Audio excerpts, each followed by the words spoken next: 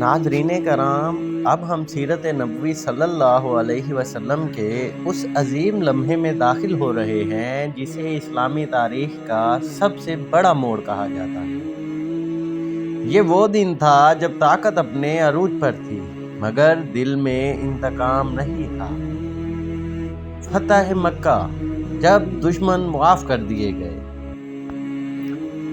کبھی ایسا بھی ہوتا ہے کہ جس شہر نے آپ کو نکالا ہو، جس نے آپ کو جھٹلایا ہو، جس نے آپ کے ساتھیوں کو قتل کیا ہو، ایک دن آپ اسی شہر کے دروازے پر فاتح بن کر کھڑے ہوں، آپ کے ساتھ 10,000 کا لشکر ہو، آپ چاہیں تو انتقام لے سکتے ہیں، مگر آپ کیا کریں گے؟ یہ وہ لمحہ ہے جس نے دنیا کو بتایا کہ اصل فتح تلوار سے نہیں بلکہ اخلاق سے ہوتی ہے۔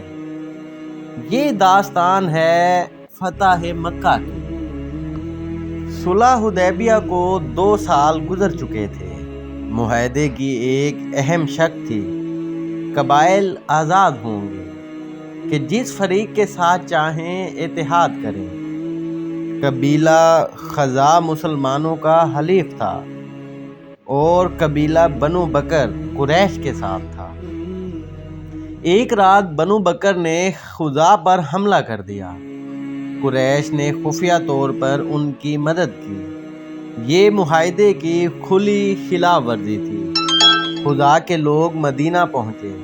انہوں نے رسول اللہ صلی اللہ علیہ وسلم سے مدد مانگی۔ اب فیصلہ ہو چکا تھا۔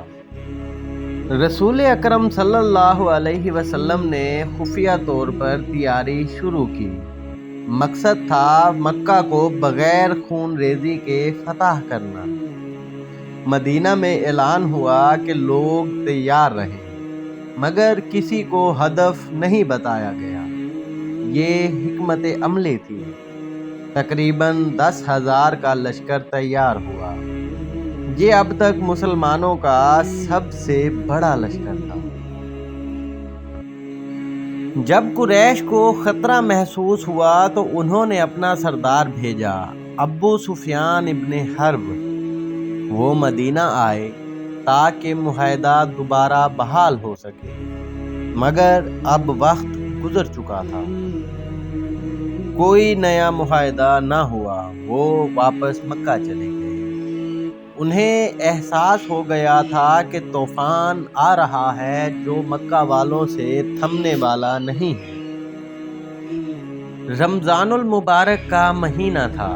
مسلمان مدینہ سے روانہ ہوئے۔ راستے میں مختلف قبائل شامل ہوتے گئے۔ لشکر بڑھتا گیا۔ جب وہ مکہ کے قریب پہنچے تو رات کا وقت تھا۔ رسول اکرم صلی اللہ علیہ وسلم نے حکم دیا کہ ہر سپاہی آگ جلائے۔ پہاڑوں پر ہزاروں آگ جل اٹھی۔ یہ منظر دیکھ کر مکہ کے لوگوں کے دل لرز گئے۔ اسی رات ابو سفیان مسلمانوں کے کیمپ میں پہنچے۔ ان کے ساتھ تھے عباس ابن عبد المطلب۔ انہوں نے ابو سفیان کو رسول اللہ صلی اللہ علیہ وسلم کے پاس لے گئے۔ ابو سفیان نے وہ لشکر دیکھا، 10,000 ایمان والے۔ وہ سمجھ گئے کہ اب مقابلہ ممکن نہیں۔ آخر کار انہوں نے اسلام قبول کر لیا۔ رسول اکرم صلی اللہ علیہ وسلم نے فرمایا، جو ابو سفیان کے گھر میں داخل ہو جائے اسے ہماری طرف سے امان ہے، جو اپنے گھر میں رہے وہ بھی ہماری طرف سے محفوظ ہے، جو کعبہ میں داخل ہو جائے وہ بھی محفوظ ہے۔ یہ اعلان خون ریزی روکنے کے لیے تھا۔ صبح ہوئی۔ مسلمان 4 طرف سے مکہ میں داخل ہوئے۔ رسول اکرم صلی اللہ علیہ وسلم کا سر مبارک اونٹنی کے اوپر جھکا ہوا تھا۔ یہ فاتح کا غرور نہ تھا، یہ عاجزی تھی۔ کچھ جگہ معمولی جھڑپ ہوئی مگر جلد ختم ہو گئی۔ مکہ فتح ہو چکا تھا۔ رسول اکرم صلی اللہ علیہ وسلم سیدھا خانہ کعبہ کی طرف گئے۔ کعبے کے اندر اور باہر اس وقت تقریباً 360 بت تھے۔ حضور اکرم صلی اللہ علیہ وسلم اپنے ہاتھ میں کمان لیے انہیں گراتے جا رہے تھے اور یہ آیت پڑھ رہے تھے، جاء الحق وزحق الباطل، حق آ گیا اور باطل مٹ گیا۔ بت ایک ایک کر کے گرنے لگے، خانہ کعبہ پاک ہو گیا۔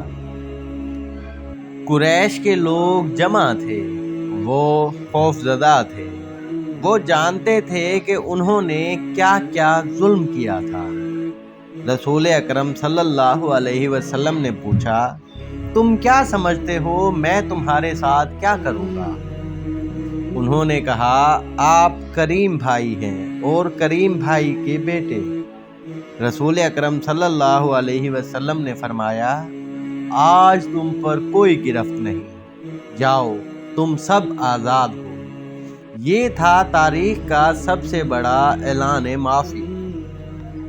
اس معافی نے وہ کیا جو تلواریں نہ کر سکیں۔ لوگ جوک در جوک اسلام لانے لگے۔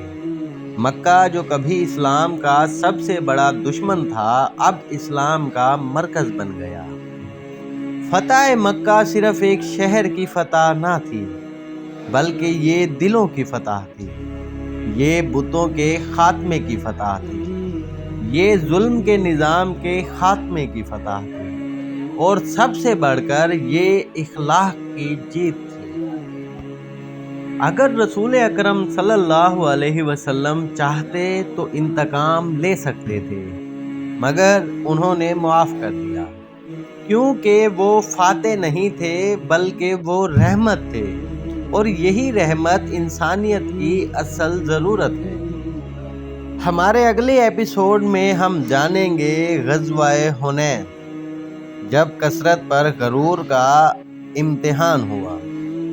وہ جنگ جہاں مسلمان تعداد میں زیادہ تھے مگر ابتدا میں آزمائش آئی۔ کیا ہوا؟ کیسے حالات بدلے؟ یہ سب جاننے کے لیے آپ سب ہمارے چینل کو سبسکرائب کریں اور ہمارے اگلے ایپیسوڈ کا انتظار کریں۔